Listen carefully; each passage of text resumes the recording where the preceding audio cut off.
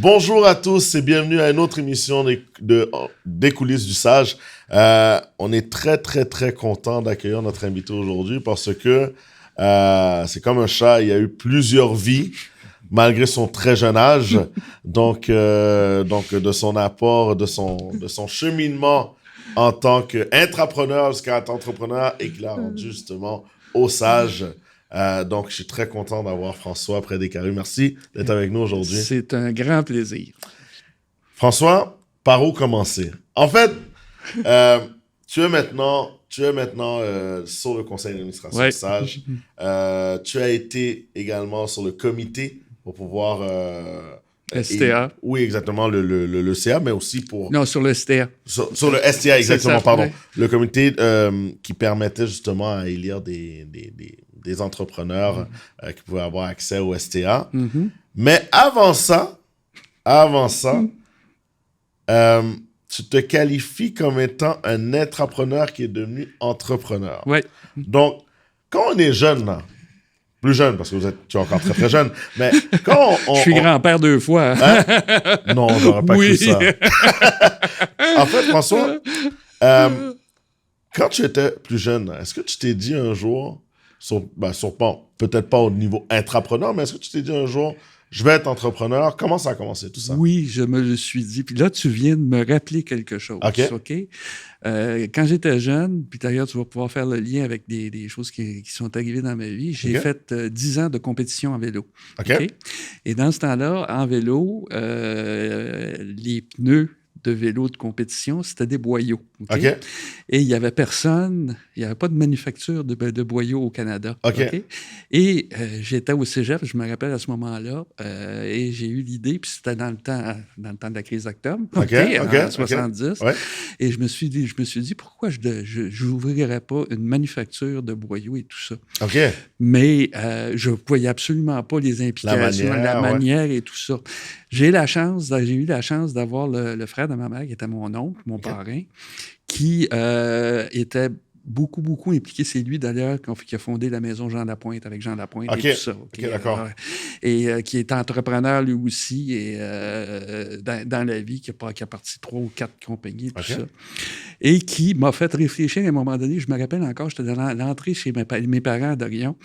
Puis lui, il était à côté de son auto, puis il m'a dit, sais-tu dans quoi tu vas t'embarquer? Qu'est-ce que tu rêves dans la vie, tu sais? Puis là, tu veux lâcher le cégep pour partir ça, OK? Y a-tu des étapes que tu devrais franchir? OK? Et c'est là où j'ai réfléchi, puis je me suis dit, oh, il y a des choses que je connais pas, il y a des choses qu'il faut que j'apprenne. Alors, il faut que je finisse au moins mon cours. Alors, puis ça a teinté aussi mon parcours scolaire. Alors, j'ai fini mon cégep, j'ai pas lancé la compagnie, là. Donc, on était dans une position où, et je reprends un peu les mots, on était dans une position où on avait la fibre. La fibre d'entrepreneurial, mais il y a mon oncle qui vient nous parler, qui nous dit « Hey, chez Frankie, on va prendre ça tranquille, juste d'apprendre un petit peu pour avancer. » T'as 2 narines, ça sert à respirer. C'est exactement ce qu'il m'a dit à ce moment-là. OK. Et puis là, je me suis... on était au cégep, en fait. C'est ça, exactement. Puis j'ai fini mon cégep, je me suis inscrit à l'université en design industriel. Et puis, il faut dire que mon père aussi avait un peu la fibre entrepreneuriale. C'est important, le réseau. Mon père a parti certaines compagnies, il était comptable agréé. Et puis, il a fini sa vie comme trésorier de l'Université de Montréal. OK, d'accord. Et alors, j'ai fini mon cours en design industriel d'École d'architecture de l'Université de Montréal. Et qu'est-ce qui t'a amené dans le design industriel? La conception de produits. Alors, je suis à l'Université de Montréal. D'ailleurs, j'ai fait partie de l'équipe qui a monté le club de montagne de l'Université de Montréal, d'escalade et tout ça. Alors, mon projet de fin d'études, ça a été de monter une civière de sauvetage en montagne pour sauver les gens qui ont des accidents. Wow. Alors, tout ça c'était relié. Puis, dans mon cours aussi, j'ai été chercher des cours complémentaires au HEC, entre autres, en marketing et en ressources humaines. Ce cours de ressources humaines-là m'a grandement servi toute ma vie et me sert encore. Qu'est-ce qui t'a attiré au niveau de la ressource humaine? C'est que je me suis aperçu qu'une entreprise, peu importe quel style d'entreprise tu as, que ce soit une entreprise traditionnelle, que ce soit une coop, que ce soit une entreprise d'économie sociale, c'est des êtres humains. Certainement. Comment tu gères les êtres humains? OK? Comment tu les amènes à une autre étape? OK? Comment tu les impliques aussi en plus? Okay. Puis, ce que je m'apercevais aussi, c'est qu'il y a beaucoup d'entreprises qui n'en tenaient pas compte. OK? Certainement. C'est encore un défi aujourd'hui. C'est encore un défi aujourd'hui. Alors, c'est pour ça que j'ai suivi ces cours-là. Alors, j'ai fini mon cours. Et en sortant de l'université, beau diplôme. OK. Et je me retrouve chez BMR.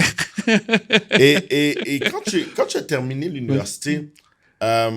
Je ne savais pas ce que je voulais faire. OK, d'accord. C'était un peu ça. Là. Parce que souvent, c'est ce qui arrive. Hein, Et est-ce que l'idée entrepreneuriale elle était toujours là ou, encore une fois, il y a l'idée de mon oncle qui dit t'as 2 narines, il faut que tu respires, on va prendre notre temps. Non, j'avais passé à une autre étape. Okay. C'est l'environnement de mes différents emplois qui ont fait que j'ai effectué un retour, entre guillemets. Okay. C'est ça. Alors, BMR, je commence sur la table à dessin, à dessiner des magasins, à me promener partout au Québec, puis dans les maritimes, à mesurer des magasins, tout ça. Et il y a un bonhomme, Pierre Delisle, à ce moment-là, qui est engagé comme vice-président marketing. Alors, il me regarde, ça t'intéresse-tu à la publicité? Je ne connaissais absolument rien en publicité. J'ai plongé, OK? Premier plateau de tournage dans un magasin, entre autres. Je ne savais plus où me mettre. Je ne savais pas qu'est-ce qui se passait. Je dealais avec des agences de publicité et j'ai appris. Et qu'est-ce qui a attiré vers la publicité? Est-ce que c'est quelque chose déjà à la base qu'on pensait ou vraiment pas? C'est arrivé du champ gauche? C'est arrivé du champ gauche parce qu'à un moment donné, Pierre, que je côtoie encore, Pierre m'a dit à ce moment-là, il dit, regarde, tu vas apprendre. Je dis, fonce, tu vas apprendre. C'est comme ça qu'on a appris. Puis dans l'entrepreneuriat, ce que j'ai appris, c'est vraiment ça aussi. C'est qu'à certains moments donnés, tu as beau faire les plus belles prévisions, le plus beau plan d'affaires. 6 mois après, 8 mois après, il y a des choses qui changent. Comme une pandémie, par exemple. Comme une pandémie ici. Puis tu vas voir aussi qu'il y a des choses dans ma vie qui ont changé, qui ont modifié des affaires. Alors, BMR, 6 ans, les 6 ans là, et 6 ans extraordinaires aussi en plus, à faire des projets avec TVA, entre autres, qui étaient extraordinaires à ce moment-là. Donc, vraiment affecté aux publicités à la télé. À publicité télé, publicité journaux aussi. Journaux aussi, oui. Puis, il ne faut pas oublier que dans ce temps-là, il n'y avait pas d'ordinateur. Oui. Hein? OK? Ouais. On avait des machines comptables. Puis, un millième de seconde de panne et c'était tout le travail d'une semaine qui était fini. Et à ce moment-là, justement, comment on faisait pour mesurer le succès? On mesurait avec des résultats de vente en magasin. OK? Des circulaires. Alors, je faisais la circulaire pour les quelques 65 magasins différents. OK? Les circulaires se faisaient pendant la nuit, sur la table à dessin, avec des overlays, puis avec des prix différents de région en région et tout ça. On est un peu loin de ce qu'on fait aujourd'hui. Oh que oui! Mais j'ai connu des gens extraordinaires, des gens que je côtoie encore maintenant. Puis là, c'est pour ça que quand on va parler des choses importantes, on va parler du réseau tantôt. Oui. De bâtir son réseau. Absolument. Alors, BMR se termine. Là, je me retrouve dans un tout autre domaine, l'assurance vie. OK. Qu'est-ce qui nous amène à l'assurance vie? Un hasard. Un chasseur de tête qui m'appelle. Il vient vous chercher. Qui vient me chercher. Exactement. Les coopérants, coopérants qui n'existent plus maintenant, qui a été vendu à l'Industrielle Alliance. Les coopérants qui, à ce moment-là, ont bâti Place la Cathédrale à Montréal. C'était la maison des coopérants dans le temps. Et c'est ça. Là, est-ce que ça se peut qu'il y ait un logo? Est-ce que ça se peut que le logo soit toujours là aujourd'hui? Ah, peut-être. Ça me dit quelque chose. Mais bon, je vous laisse continuer. C'est ça. Alors, je te laisse. Je te laisse, pardon. Alors, les coopérants, là, je suis responsable des lancements de produits et de la motivation des équipes de vente. Donc, le background ressources humaines revient. Exactement, l'être humain encore. Alors là, c'est l'organisation de congrès, l'organisation de voyages outre-mer pour les meilleurs représentants. D'ailleurs, je pense que j'ai été le premier à descendre. Mon expérience en escalade, j'ai été le premier à descendre en rappel la face nord de l'hôtel d'Adoussac. OK. Donc, en fait, tout ce que tu as fait en tant qu'étude d'implication il y a un retour du balancier. Il y a toujours un retour. Okay. Il y a un retour sur les études, puis il y a un retour sur les gens que j'ai rencontrés aussi en plus. Okay? Et à ce moment-là, au Coopérant, j'ai engagé un bonhomme qui s'appelle Mario Totaro, qui malheureusement est décédé il y a 3 ans, qui, comme responsable de la publicité. Okay? Mario et des activités. Mario, c'est un bonhomme qui a eu une agence de publicité, qui a acheté la Publicité Martin à un moment donné, et qui a été très en vue après, mais c'est un bonhomme qui était complètement flyé. Okay? À tel point que quand j'ai dit aux ressources humaines des Coopérants que je voulais l'engager, la première chose qu'ils m'ont dit, c'est « engage-les pas, dans 6 mois, il va vouloir ta job ». Ben ça, il fallait pas me dire ça parce que c'est justement pourquoi je l'ai engagé. On a préparé la table. Exactement, c'est ça. Et puis quand, à un moment donné, j'étais en réunion avec tous les gros bons des Coopérants, là, il y avait Pierre Schoner, Paul Dolan et tout ça là, en meeting. Ça cogne à la porte et c'est un clown, OK, qui avec des ballons. C'était un clown que Mario avait envoyé. Que Mario avait envoyé, OK. Qui m'a chanté « Je veux triper avec toi ». Wow! Et écoute, on ne s'est pas lâché depuis ce temps-là. Alors... finalement, il est rentré. Est-ce que finalement, 6 mois après, il a pris votre place? Absolument pas. Ta place? Absolument pas. On a continué ensemble. C'est ça. Et puis, à un moment donné, il s'est retrouvé, il a parti une agence de publicité et tout ça. Et puis... il est parti de son côté. C'est ça. Alors, Coopérant, là, les Coopérants, un autre chasseur de tête qui vient me chercher, Vidéotron. OK. Alors, Vidéotron, c'était... Un joueur convoité je ne veux pas dire le marché libre, là, entre guillemets, parce qu'on est venu vous chercher, mais deuxième chasseur de tête qui vient vous chercher. C'est ça, exactement. Et puis, et là, c'était dans le temps du lancement de VideoWay. VideoWay, qui était la première télé interactive au monde, qui a fait le Guinness Book of Record. J'ai passé un peu trop de temps à jouer à ce jeu-là. Oui, je m'en rappelle. Et c'est là où le contexte de cette entreprise-là faisait que on était appelé à faire, le terme n'existait pas à ce moment-là, mais de l'intrapreneurship. OK? On était appelé à bâtir des choses à l'intérieur de l'entreprise, OK? À monter des projets, à supporter la haute direction. Et André Chagnon, qui est un modèle pour moi, était dans ce mood-là. Quand tu rentrais dans le bureau d'André, puis qu'il te donnait un mandat, puis qu'il te serrait la main, là, le poil te montait sur les bras. Tu voulais tout faire. Bien sûr. Et VideoWay, ça a été toute une expérience aussi en plus. Alors, le lancement de tout ça, ça a été... et puis, le briefing de l'agence de publicité, le jour de l'an au matin à 9h, OK, le 1er janvier au matin à 9h, parce que le lancement se faisait à la fin de février, OK? Et là, tu arrives la veille du lancement officiel, et là, les gens de la technique viennent te voir et te dire... On retarde d'1 mois, les producteurs n'ont pas été capables de fournir les appareils. Wow! Alors là, il faut que tu réagisses. Qu'est-ce qu'on fait à ce moment-là? Mon Dieu, on bâtit une stratégie de communication auprès de ceux qui se sont abonnés, les early adapters. OK, parce qu'il y avait déjà des gens qui étaient abonnés, donc on était en attente de ça. On était en attente de ça et tout ça. Alors là, il a fallu tout réagir. Puis suite à ça aussi, en plus, il y a eu plein de nouveaux services qui sont montés. J'ai eu à monter un service clientèle pour faire c'est quasiment une première mondiale de courrier électronique. OK? Alors, sur VideoWay, tu choisissais une carte. Ton cousin était à Québec. C'était dans une semaine. Alors, tu pouvais choisir la carte, ton texte. Une carte d'anniversaire. Carte d'anniversaire, c'est ça. Et tu pouvais... Le VideoWay pouvait lui lancer, l'équipe pouvait lui lancer sa carte, lui envoyer sa carte à telle heure, à tel moment donné sur son appareil. Et son appareil flashait à ce moment-là. OK. Avant même les emails, en fait. Avant même les emails, c'est ça. Les ordinateurs... D'ailleurs, j'ai été un des premiers à avoir un appareil radio, un appareil téléphonique dans mon auto, OK? Parce que je me promenais pas mal partout au Québec. On avait des bureaux de Vidéotron un peu partout au Québec. Et... On se retrouve avec un avant-gardiste en plus. Ça, je ne l'avais pas rajouté dans les fonctions de François.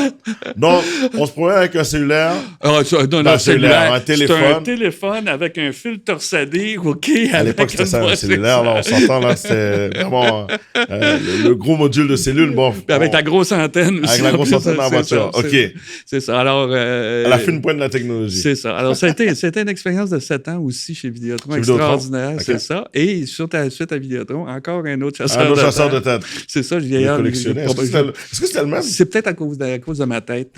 Non, c'était pas le même. C'est pas le même? OK, parfait. Donc, des différents. C'est ça. Je me retrouve chez Métro Richelieu, directeur publicité et promotion pour les bannières Métro et Marché Richelieu. Donc, on étudie en design, on passe à l'en design et finalement, on devient un spécialiste marketing. À peu près, oui, c'est ça. La vie, c'est fou. Et un spécialiste de l'être humain aussi, surtout. Et un spécialiste de l'être humain, évidemment. Alors, Métro Richelieu. Métro Richelieu, c'est le temps de l'arrivée des Loblaws de ce monde là, qui perdaient de l'argent dans leur magasin juste pour s'implanter. Ça a été vraiment... Et là, j'ai vraiment appris le vrai marketing de base. Okay? Qu'est-ce qu'on veut dire par le vrai marketing de base? Tu manges 3 fois par jour. Ouais. 365 jours par année, ouais. OK? C'est la base de ta vie, ouais. OK? Alors, c'est ça. Là, une promotion continuelle. Et l'être humain aussi, en plus. Parce qu'il ne faut pas se leurrer. Quand tu as une grosse entreprise comme Métro Richelieu, tu as beaucoup de secteurs dans l'entreprise. Certainement. Et à certains moments donnés, il y a des secteurs qui n'aiment pas l'autre secteur. Ouais, il faut faire des choix aussi. Il faut que tu deviennes diplomate. Certainement. Alors, il faut que tu t'arranges pour rallier tout ce monde-là vers une même cause. Okay? Est-ce que être diplomate, c'est facile à ce moment-là?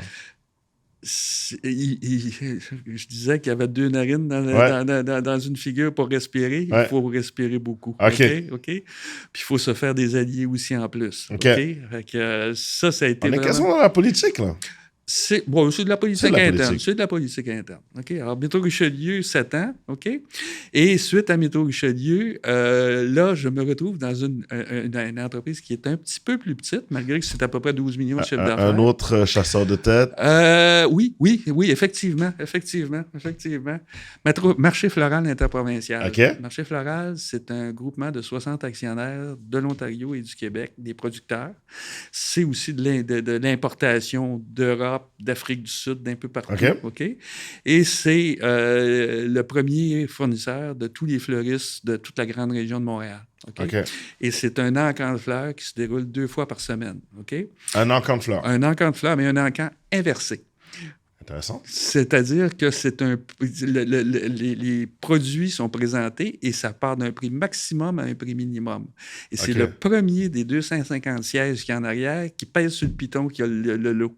Mais quel est le principe derrière l'encan inversé? Est-ce que c'est en question des quantités qu'on achète? C'est le principe, c'est d'avoir le meilleur prix pour le produit. Alors, c'est de créer l'urgence par la qualité du produit auprès des 250 personnes qui assistent pour que le premier qui pèse sur le piton, $1, 99 cents, 98 cents, 97 cents, etc. OK. Pouf!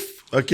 Alors, ça, c'est mon produit. Okay. Mais on était les fournisseurs aussi de toutes les grandes chaînes d'alimentation. Métro, Sobeys, etc. OK. Mais ce poste-là sortait quand même du cadre de tes autres années. Oui, définitivement, c'était une autre étape. Qu'est-ce qui t'a attiré vers cela? Le défi, quand tu es directeur général d'une entreprise comme ça, tu es vraiment un entrepreneur à ce moment-là. Tu as vraiment ton équipe, tu développes. Puis en plus de ça, ça m'a donné la chance de travailler avec un conseil d'administration. Alors, chose que je n'avais pas d'expérience. Oui, j'avais fait des présentations au conseil d'administration de Métro avant, mais là, vraiment, là... Parce que tu étais, la tête qui décidait, en fait. C'est ça. Et bon, c'était le CA qui supervisait le tout. C'est ça. Et bilingue. OK? Alors, tout était bilingue. Alors, la moitié des actionnaires venaient de Niagara dans cette région-là. OK, donc c'est ça, Québec et Ontario, d'accord. C'est ça, Leamington, Niagara et tous les gros producteurs de ce coin-là. Et alors, c'était vraiment bilingue. Alors, là, ça a été vraiment un 4 ans et demi assez intensif. Mm-hmm. Et suite à ça, je me retrouve dans une compagnie de gestion d'une coopérative. OK? Et c'est là, une coopérative, ça fait partie du milieu des organismes à but non lucratif, Exactement. Des entreprises d'économie sociale. Coopérative horticole, la compagnie s'appelait Tandem, mais qui gérait la coopérative horticole Groupex. Mon mandat, c'était de lancer 2 bannières. Une bannière de jardinerie qui s'appelle Passion Jardin, qui existe encore. Il y a peut-être 70 marchands un peu partout au Québec. Il y en a un à Vaudreuil-Dorion, il y en a un ici à Laval, etc. Puis une bannière dans le domaine de l'aménagement paysager. Alors, c'est un groupement d'achat. Et l'aménagement paysager, c'est Maître paysagiste qu'on a lancé avec toute la communication, l'aspect graphique, les identifications, l'image de marque. Toute l'image de marque, l'identité. Alors, Groupex aussi, ça a été vraiment un autre 4 ans et demi de travail intensif partout au Québec. Et suite à ça, il y a un événement qui se passe à Montréal. Il y a le maire Tremblay à ce moment-là. Le maire Tremblay qui décide d'implanter Bixi. Alors, Bixi à Montréal, ça a été un énorme projet. Et ça vient chercher le côté cycliste. Tout converge. Tout converge. C'est ça. Et il ne faut pas oublier aussi que Cyclochrome, que j'ai monté à ce moment-là, est une entreprise d'économie sociale qui a comme mission, une entreprise, un OBNL qui a comme mission la lutte au décrochage scolaire. Et on a fait approuver par le ministère de l'Éducation un programme de mécanique de vélo qu'on donnait à des élèves de secondaire 2, secondaire 3, au programme de formation à métiers semi-spécialisés. Et ils travaillaient 2 jours semaine avec des cours à l'intérieur de l'entreprise et 3 jours à l'école. Alors, on avait en moyenne autour de entre 25 et 35 élèves par année qu'on supervisait. Mais justement, pour ceux qui sont un peu néophytes par rapport à l'économie sociale. Qu'est-ce que l'économie sociale en soi? Et je serais porté à poser comme question, parce que souvent on va passer économie sociale comme étant pas nécessairement une entreprise ou qu'il n'y a pas d'argent là-dedans.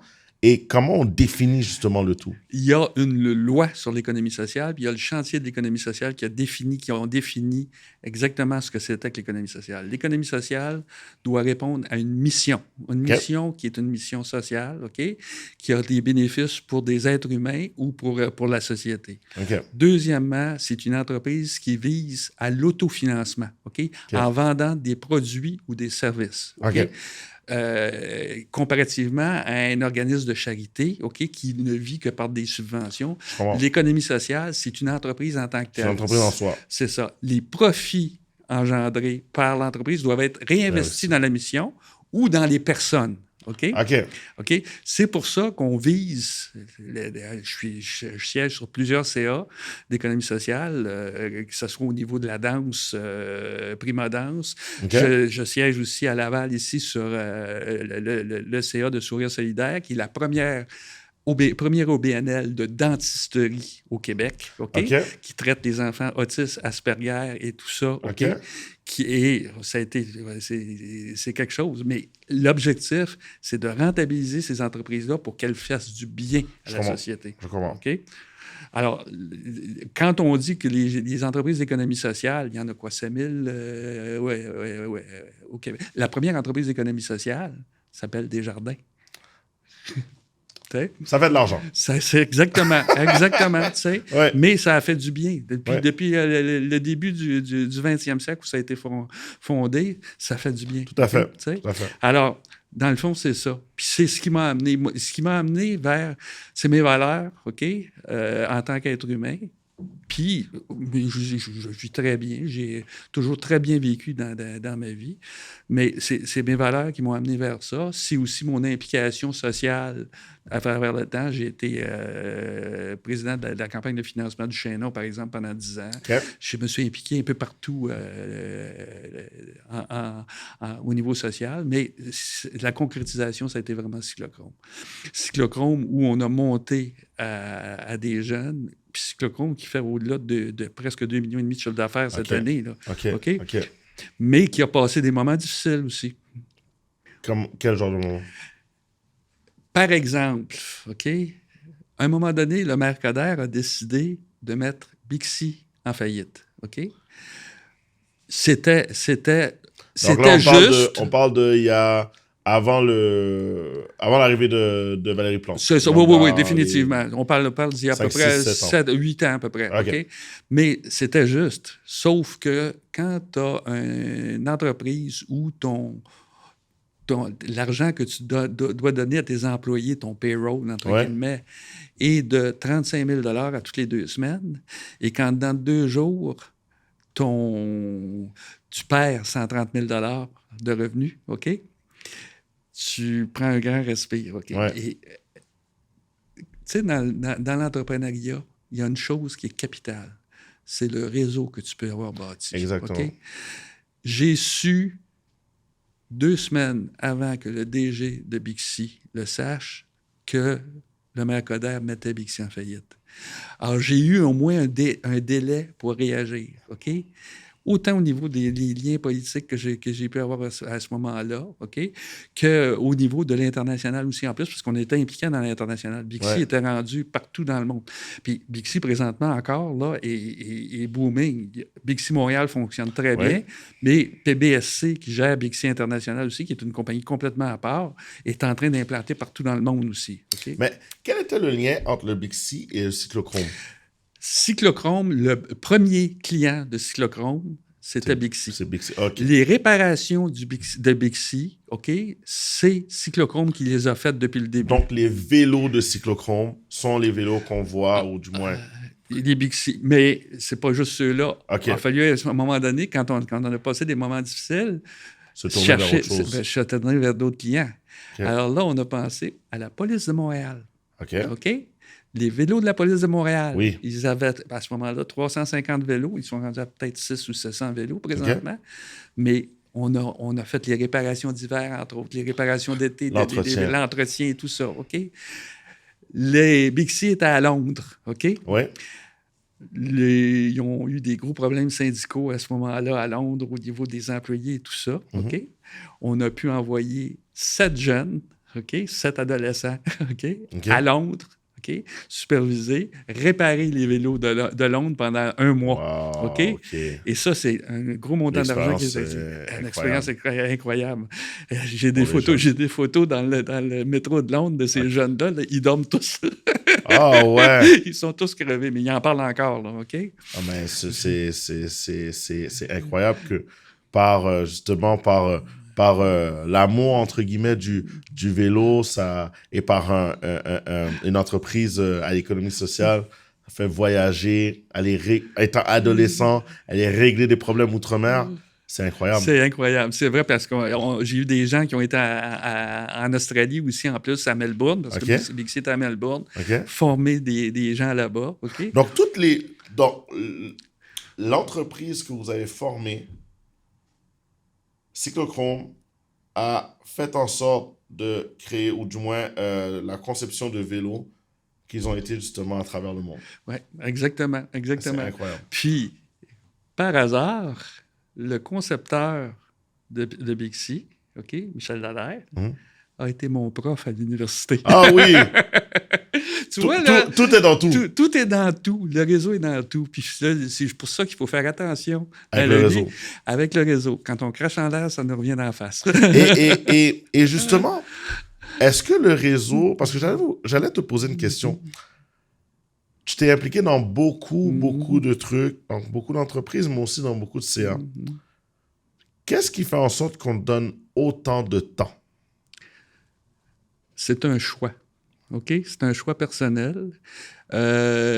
C'est aussi...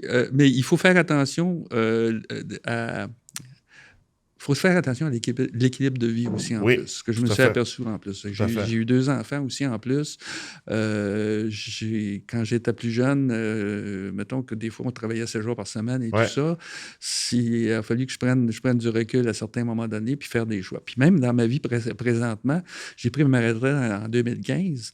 Il a fallu au bout d'1 an que je me pose la question où je m'en vais. Qu'est-ce que je priorise? Parce que j'avais tellement de choses là que... je ne savais plus où donner de la tête. OK? OK.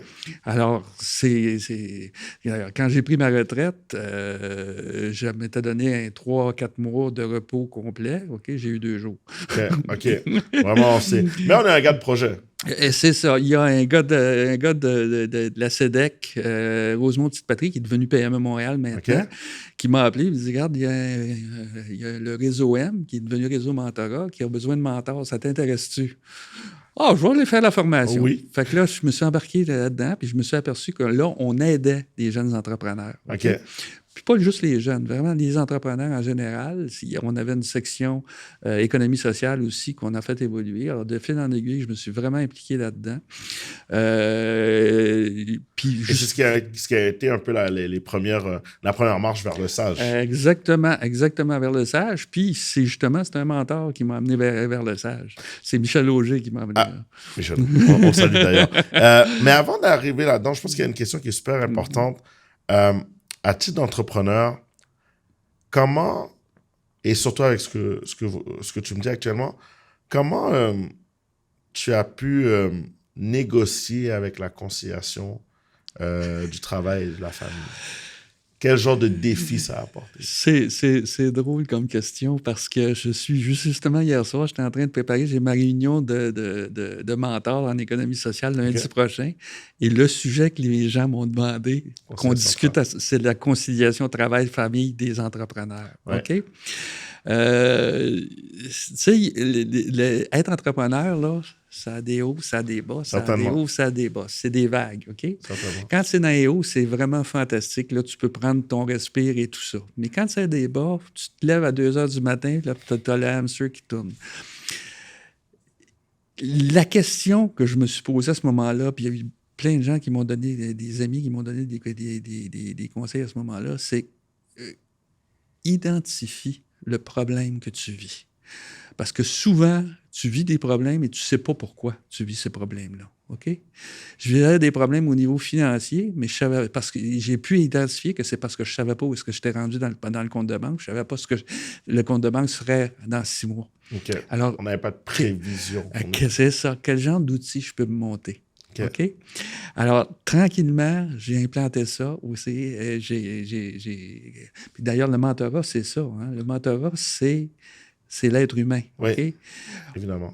Quand tu as un problème, tu as toujours en arrière d'une de tes cellules dans ton cerveau la solution au problème et tu n'es pas capable de la trouver.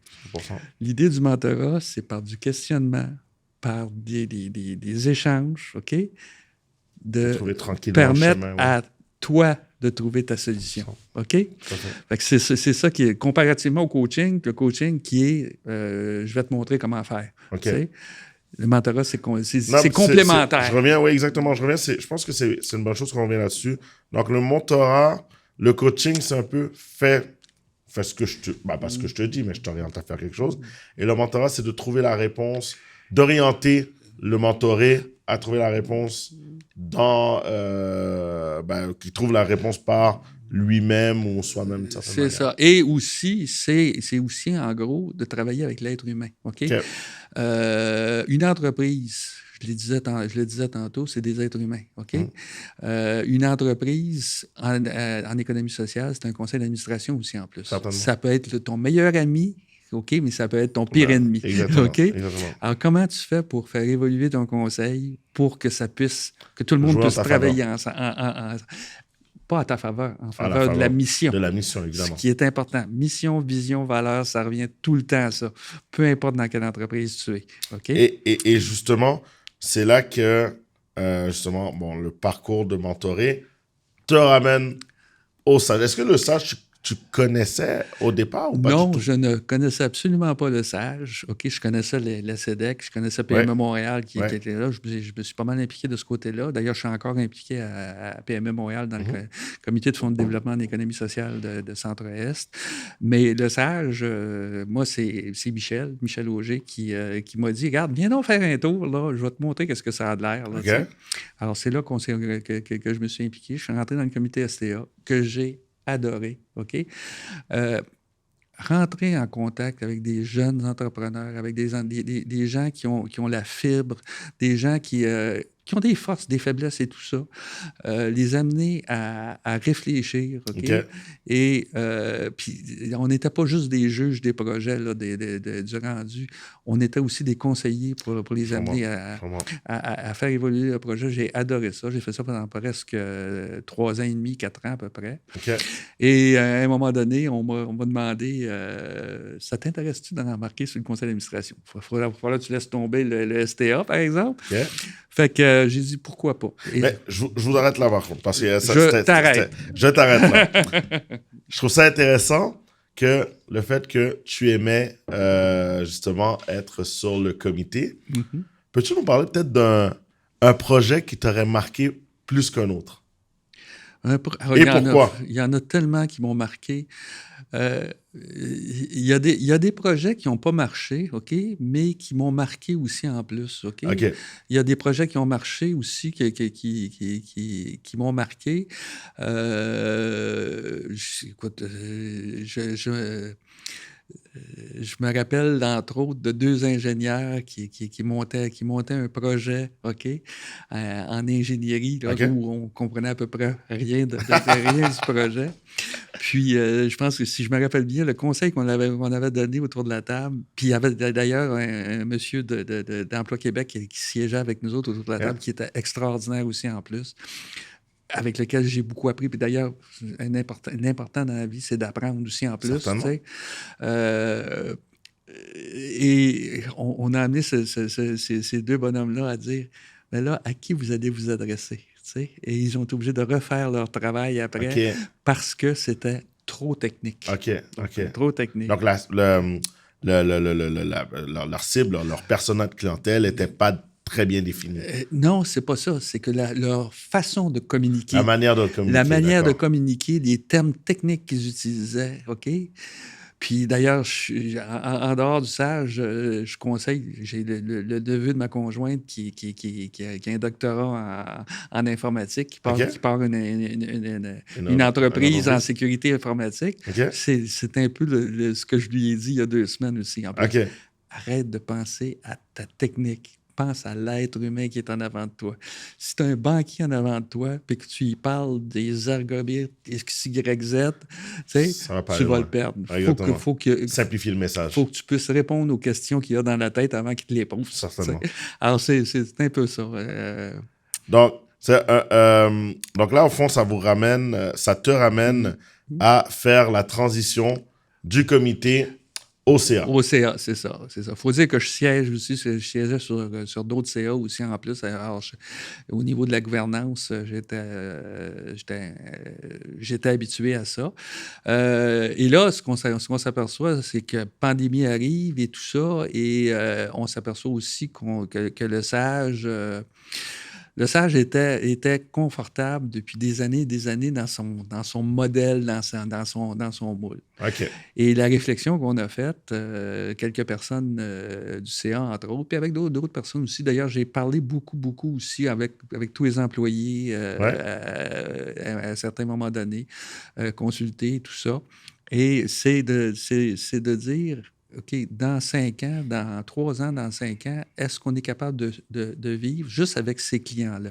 Ouais. Comment est-ce qu'on peut répondre? Parce qu'il y a tellement de ressources à Montréal pour aider les entrepreneurs qu'à un moment donné, comment est-ce qu'on se différencie? Ouais. OK? Alors, c'est là où on a amené le CA à faire une réflexion. Il y a des gens qui ont quitté le CA à ce moment-là. On a ramené des nouvelles personnes. Pour avoir des nouvelles idées, évidemment. C'est ça, puis des gens qui voulaient s'impliquer. OK? Oui. Alors, puis là, on a vraiment un CA extraordinaire. Ça a pris du temps, OK? Puis là, on est en train de monter des outils, entre autres, une politique de ressources humaines pour tous les employés, OK? Chose qu'on n'avait pas avant, pour expliquer vraiment où est-ce qu'on s'en va, quelles sont les règles et tout ça. Des nouveaux projets qu'on va annoncer sous peu là, au niveau de la clientèle. Et la refonte du site web aussi en plus. Qui a été faite avec la nouvelle image, le nouveau branding. Ça. Puis les développements d'outils informatiques aussi pour mieux gérer nos clientèles, les horaires et tout ça. Alors, Et qu'est-ce qui vous a attiré ou qu'est-ce qui... Pardon. T'as de la misère. Hein? C'est vraiment... C'est ton éducation. C'est Lucien Kénol, c'est Doris No, mes parents, c'est de leur faute. Donc, je suis désolé. Mais non, on leur pardonne. On leur pardonne. Mais qu'est-ce qui t'a, ou qui te motive dans ton travail, dans le travail, dans ton implication que tu as au niveau du CA, du SAGE? De voir que on avance, OK? Puis je te dis, je vais être franc avec toi, je me suis posé des questions à quelques reprises depuis 1 an et demi, OK? Avec la pandémie, tout ça. Avec la pandémie, avec les êtres humains, avec tout ça, avec les gens, puis avec... Tu sais, je me suis dit, le syndrome de l'imposteur, là, c'est pas juste les entrepreneurs qui l'ont. Je l'ai aussi à l'occasion. C'est une question qui est complètement légitime. C'est ça, exactement. Mais le fait qu'on avance, qu'on pose des jalons, OK?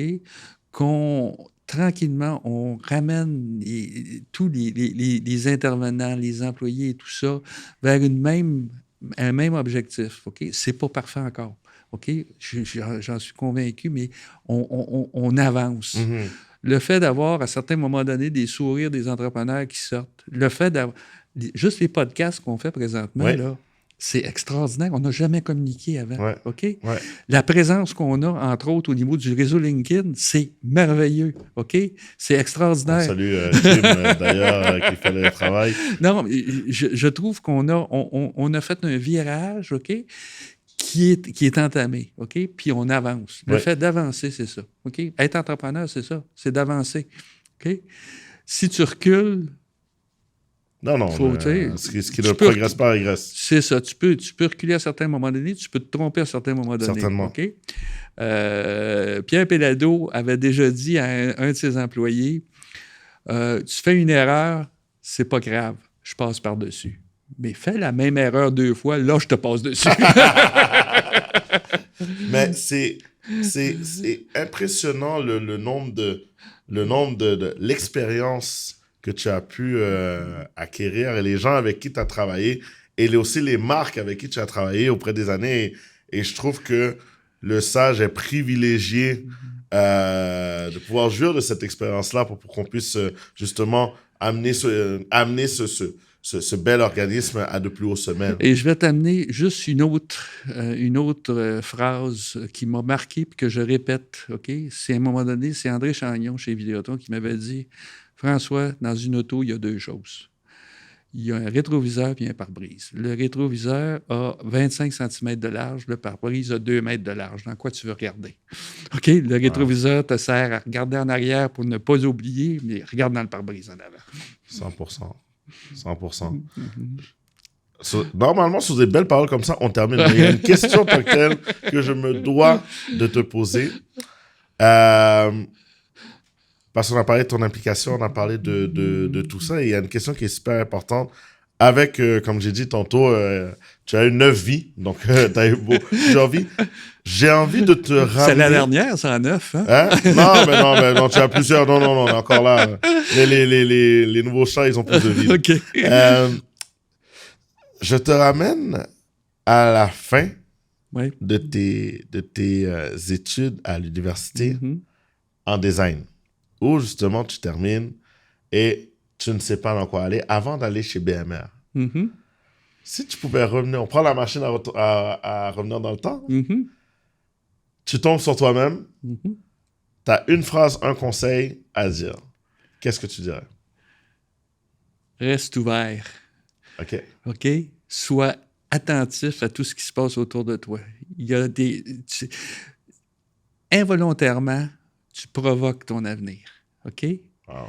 Involontairement, il y a des choses qui vont se passer. D'ailleurs, si tu es vraiment impliqué, si tu crois vraiment, pas nécessairement croire énormément en toi, mais croire en l'avenir, OK? Ouais. Faire confiance en l'avenir. Faire confiance en l'avenir, il y a quelque chose qui va se passer. OK? Puis ça va être quelque chose de positif. Puis si c'est quelque chose de négatif, tu prendras ton grand respire avec tes 2 narines, puis tu regarderas l'avenir encore. François, merci énormément. C'est un grand plaisir d'avoir pris le temps avec nous parce que on le sent que le SAGE a un CA qui est qui veut justement évoluer et faire de grandes choses et aider justement les nouveaux entrepreneurs à pouvoir, comment dirais-je, avoir du succès. Et si tu me permets, Oui, il y a bien sûr. un mot que je voudrais dire à la fin, OK? Oui. Un mot qui est le plus important pour moi, commence par F. Ça s'appelle fun. Avoir du plaisir dans ce qu'on fait. OK? Tout à fait. Tout à fait. Sans fun, on n'a rien. Tout à fait.